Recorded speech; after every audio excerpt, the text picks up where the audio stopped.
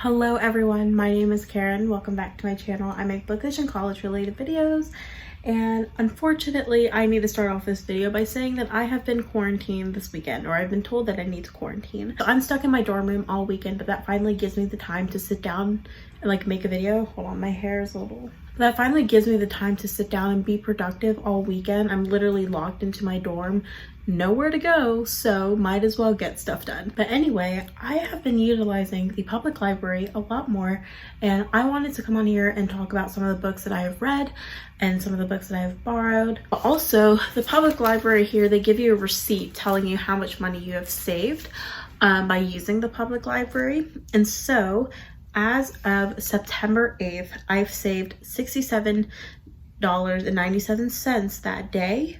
But since I've started using the public library here, I've saved $258.38, which is a lot of money. So recently I've been requesting the books online and picking the books up, so I'm not in the library for too long, but I really do miss being in there, so that's why I've been utilizing it a lot more. So I have books from the public library, and I also have one from the school library here for a project that I've been doing. I already returned the first copy, but the first book that I got, it's the Paper Girls graphic novel series. This is volume 2, volume 3, and volume 4. And so I've already returned volume 1 because I read it in one sitting. And once I realized how fast graphic novels are when it comes to reading, I was like, you know what, we're just gonna borrow a bunch more. And so I truly believe that reading these graphic novels helped me reach my Goodreads reading challenge. And so I've read 20 books this year. Right now I'm at 25, and it's definitely because of these. Anyways, Paper Girls. So this series is about a group of girls in the 80s that were newspaper delivery girls. A bunch of them met one day, and then suddenly the world went to crap. It very much reminds me of Stranger Things plus time traveling, but I've only seen season 1 of Stranger Things, so that's where I'm getting that with these.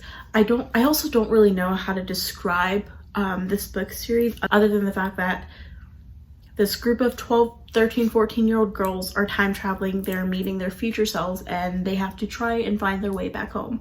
That's all I can really say, but it's sci-fi.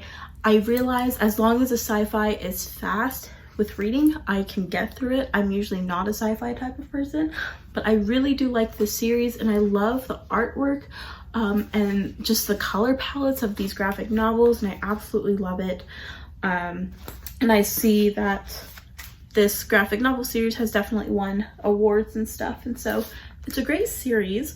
If you're like me and you're very hesitant with starting graphic novels, you can probably start off with these.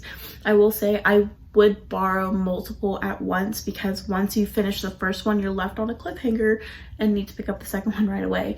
But I don't know if my public library actually has volumes 5 through 10, so I need to see if they do once I get out of quarantine. So the next book that I borrowed is Sister Outsider by Audre Lorde, and as you can see, I've read this book. So I'm killing two birds with one stone with this book. I wanted to read it for my own personal reading, but also I'm reading this book for a project for my African American history class. And so for my class, we have to design a American Girl doll or boy based on a Black historical figure in American history, and I chose Audre Lorde because over the summer, as some of you may have seen, I read this book called Colonize This, and a lot of the authors in that book, because it's an anthology, a lot of the authors went back and said that their foundational roots to feminism and their introduction to feminism was through Audre Lorde's writing, and I really enjoy her essays and her prose.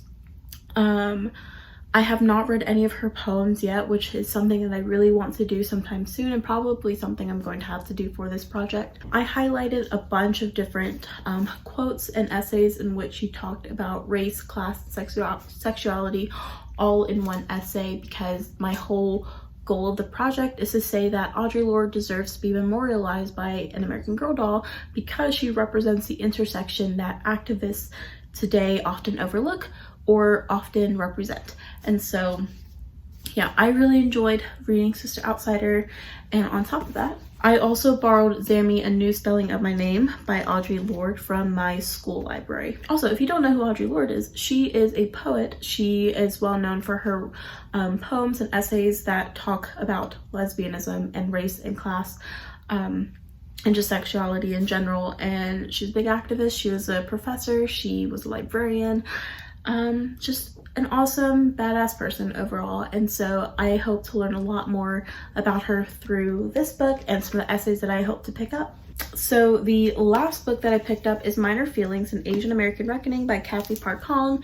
If you have watched my video on books that I'm taking to college, as well as books that I wanted to read for the BookTube History Challenge, this is one of the books that I thought about picking up because it is a memoir. And I don't know, I often don't find a lot of personal connections with those within the Asian American community because I don't know, I have like a self-identity crisis all the time about my Asian Americanness, but hopefully I can find some connection in this book. Also, with the history challenge, I started reading the book that I wanted to read, which was The Rape of Nanking by Iris Chang, but the book was so heavy in terms of content. It was so much to really digest that I could not get through it without wanting to cry every few pages.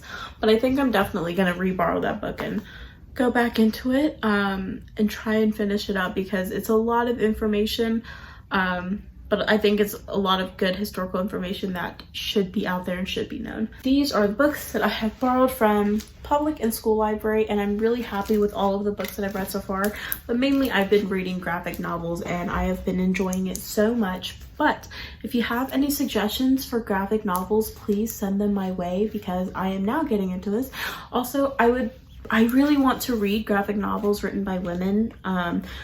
If I'm correct, this is written and illustrated by men, but hold on. Yes, this is written and illustrated by men, which like is all right. Like, it's really good. This is really good graphic novel series, but I often wonder, what would this story be like if women wrote it, you know?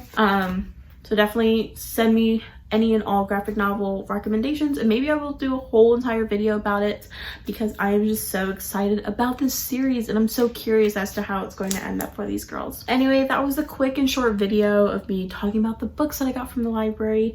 And I've been doing really well with reading outside of class, which is weird because I haven't been doing good with reading for class, which I really need to get on top of.